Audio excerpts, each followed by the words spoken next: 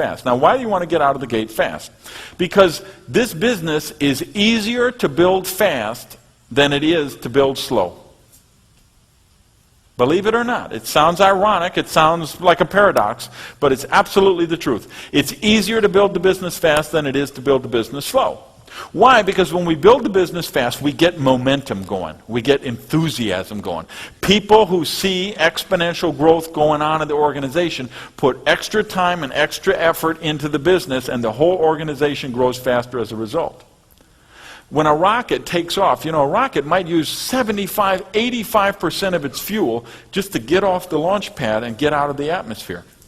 And then once it's out of the atmosphere, with 20% of the fuel, it can go from here to Mars and back, or here to the moon and back, or whatever the case may be.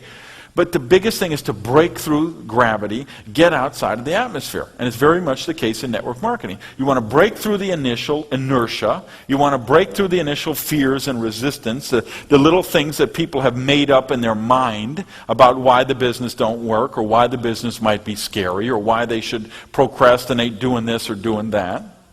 So if we can get some fast action going, we see the whole organization replicate a lot faster. So one of the things, if you really want to get out of the gate fast, I'm going to suggest is you train your people who are working with the warm market prospecting to go through the whole get started training. They do their list of people. You want to have a list of at least 100 people.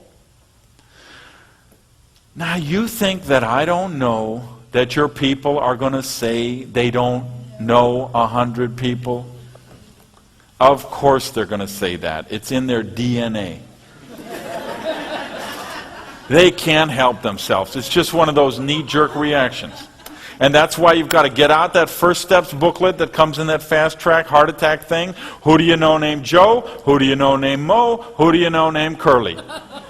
Who does your dry cleaning? Who did you buy your car from? Who's your carpet cleaning? Who do you rent your apartment from? Who's your attorney? Who's your CPA? Who's your hairstylist? Who's your lawn guy? Who's your pool guy? Who's your chiropractor? Who's your acupuncturist? And we start with the A and the acupuncture and the whatever, and we go all the way to zoologist. Okay, and we take them through the process, and they know more than 100 people. Remember a long, long time ago they had that Unabomber guy, lived in Montana in the woods somewhere, and he was mailing out these mail bombs everywhere. The guy lived in the woods with no electricity, no running water, no nothing. They finally arrest him, and then they're going around the town, they're interviewing him, and everybody knows the guy. It's like, yeah, he used to tie up his bike here and he'd buy supplies there. Yeah, he came in every Wednesday and he'd have a coffee at the shop. So if the Unabomber knows 100 people,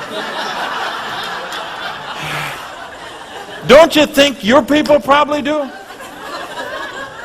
Now, I've also got some other research to support this. When they've done a study of wedding receptions, do you know the average wedding has 500 people?